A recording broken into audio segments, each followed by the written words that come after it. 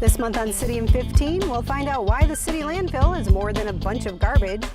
We'll tell you what you need to know about the city's fall leaf collection program, and we'll take an inside look at the changing landscape for downtown Midland. All this and more when C15 starts right now.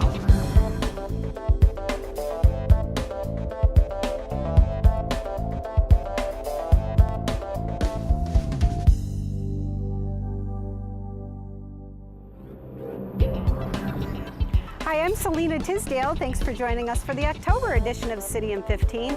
We're in beautiful downtown Midland, where we'll be talking about its changing landscape, along with the city's fall leaf collection program and the city landfill. All this and more after Libby Richard and your C15 headlines. October 6th through the 12th is Fire Prevention Week.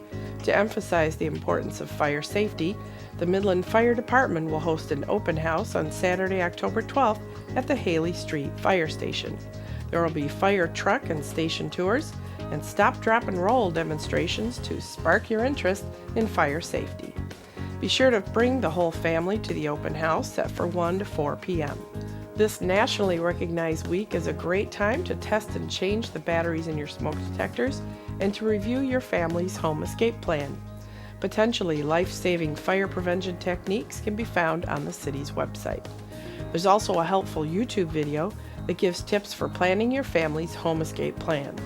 You never know, these tips could one day save a life. If you're looking to increase your organization's visibility or you're interested in serving as a volunteer on TV productions, attend an MCTV Orientation Studio workshop. MCTV offers workshops on the second Saturday of the month, with the next workshop set for October 12th and November 9th. Workshops are scheduled from 10 a.m. to 1 p.m. A special weeknight session will be available Monday, November 4th. To participate, you have to be at least 12 years old and live in Midland County. For info on fees and how to register, call 837-3474. Is there a gravel street you'd like to see paved or a sewer or water improvement that interests you? To request public improvement projects like these, send a written request detailing the project to the city's engineering department. Requests must be submitted by Friday, November 1st in order to be considered in January as part of City Council's engineering priorities list for 2014. Information on these topics and more can be found on the city's website. Be sure to bookmark www.midland-mi.org.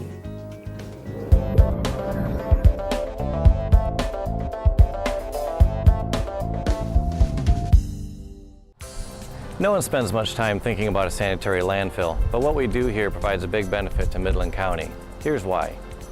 The landfill is the waste disposal site for refuse, recycling, yard waste, and leaves from properties within Midland County. Most of that is collected curbside. We receive 550 tons of waste per day, keeping our crews pretty busy. A helpful landfill service is our residential drop-off site. County residents can drop off up to 3 cubic yards of household waste for free each month. When you arrive at the landfill, you need to show a photo ID or a tax bill to verify your county residency. Then you're on your way. In addition to our environmentally responsible services, there are facilities nearby that will take your recyclables. Located on landfill property, Midland Recyclers is a non-profit that accepts different items than what's collected curbside. And next door to the landfill, you can turn your scrap metal into cash at a private recycling company. Here at the landfill, we're always looking for ways to use refuse to generate extra dollars. Our gas-to-energy system, started in 2011, takes methane gas produced by decomposing waste and creates electricity that is sold. The resulting revenue helps cover operations and offset utility costs at city facilities. And this fall, we're starting a new program that will take sludge from the wastewater treatment plant and add it to landfill waste. This will cause the waste to decompose by 8 times its normal rate, producing more space in the landfill and generating even more gas for energy. While the landfill isn't glamorous, it provides an important service that contributes to our attractive community. For City in 15, I'm Landfill Superintendent Scott O'Loughlin.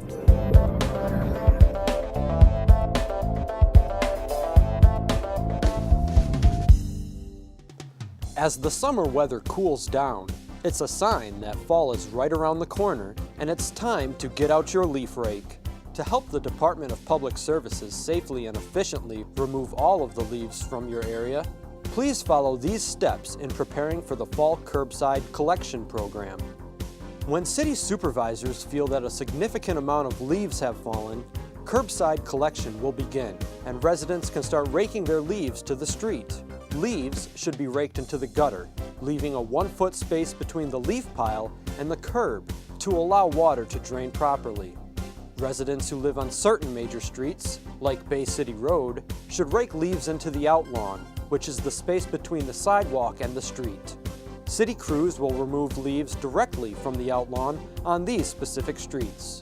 You can check the status of leaf collection by calling the Leaf Hotline at 989-837-3405.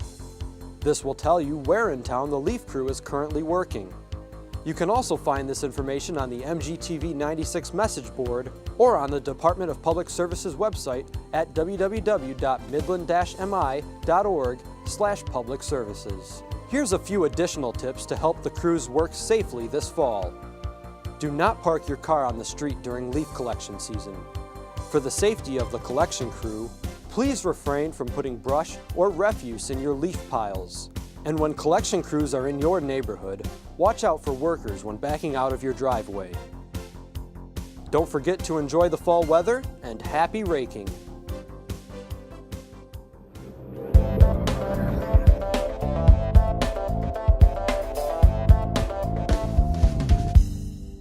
The downtown Midland landscape is looking a whole lot different these days with the construction of the East End development project and the Buttle Street office building going up.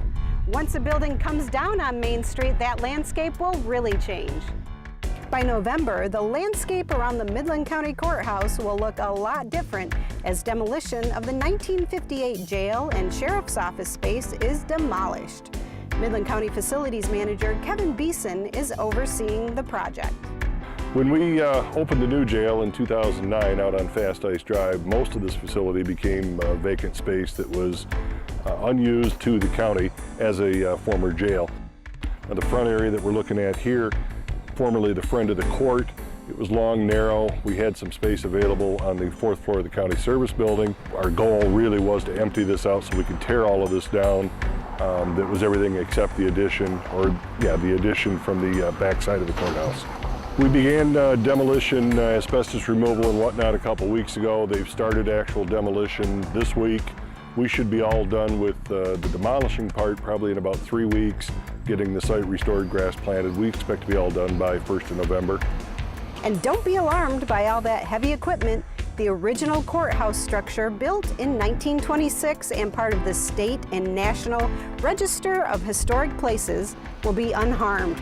Great care is being taken around that end of the building. Yeah, what we did when we wrote the specs and ended up with Beer Line Companies as our demolition contractor, we asked them to perform a slicing operation that they've done here in the roof of the structure and all the way down through both layers below.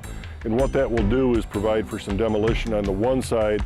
On the other side, we'll do a complete deconstruction where they send manpower in piece by piece, pull it apart, being very gentle and cautious with the historic courthouse that clearly is remaining. Midland County received generous support from the community to help cover the costs of the $2.8 million project. Again, the reason that we were able to do this now was through the generous support of 3 of the local foundations. We received $700,000 each from the Herbert H. and Grace A. Dow Foundation, the Roland Gerstacker Foundation, and also the Dow Chemical Company Foundation. Those 3 contributions were mixed with an additional $700,000 from the county's general fund to make it a $2.8 million project. And while one building is coming down, the new Veterans Memorial is being constructed in virtually the same location. The Veterans Memorial came down last year on just after Veterans Day in November. It was our intent to have this decommissioned long before they got around to it. As things go and time takes, it took a little longer than we'd hoped. We've worked closely with, again, the beer line companies and with all the volunteer companies that have reconstructed the Veterans Memorial. We're confident that we're fine.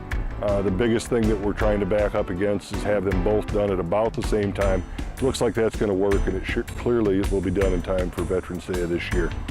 Once the demolition is complete, visitors will see the courthouse as it was originally built in 1926 with lots of green space area and no plans at this time for future development.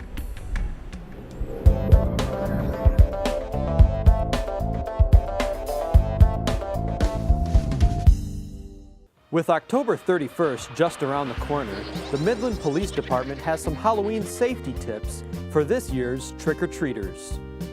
When heading out on Halloween night, be sure to take a flashlight. Also, wear light-colored, reflective clothing when trick-or-treating.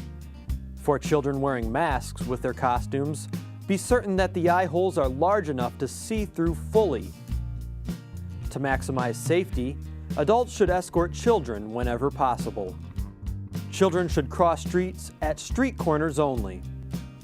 Finally, an adult should inspect all treats before they are enjoyed. The Midland Police Department recommends that you trick-or-treat between 6 and 8 p.m. on Halloween night. And if you have any questions, feel free to call 631-5716. Here are the dates and times of some upcoming city meetings. Parks and Recreation Commission, Tuesday, October 1st, 7 p.m. Planning Commission, Tuesday, October 8th, 7 p.m. There will be no Downtown Development Authority meeting in October. City Council, Monday, October 14th, 7 p.m. Zoning Board of Appeals, Tuesday, October 15th, 6:30 p.m. Center City Authority, Wednesday, October 16th, 3 p.m. The Library Board also meets October 16th at 7 p.m. All meetings take place at Midland City Hall. Watch meetings live or replayed right here on MGTV 96, on AT&T UVerse 99, or via streaming video on the city's website. Midland Park shelters close for the winter on Tuesday, October 15th. There's a city council election coming up on November 5th, so October is a good time to make sure you're registered to vote, arrange for an absentee ballot if you need one, and double check your polling location. Do all that and join us back here for the November edition of City in 15.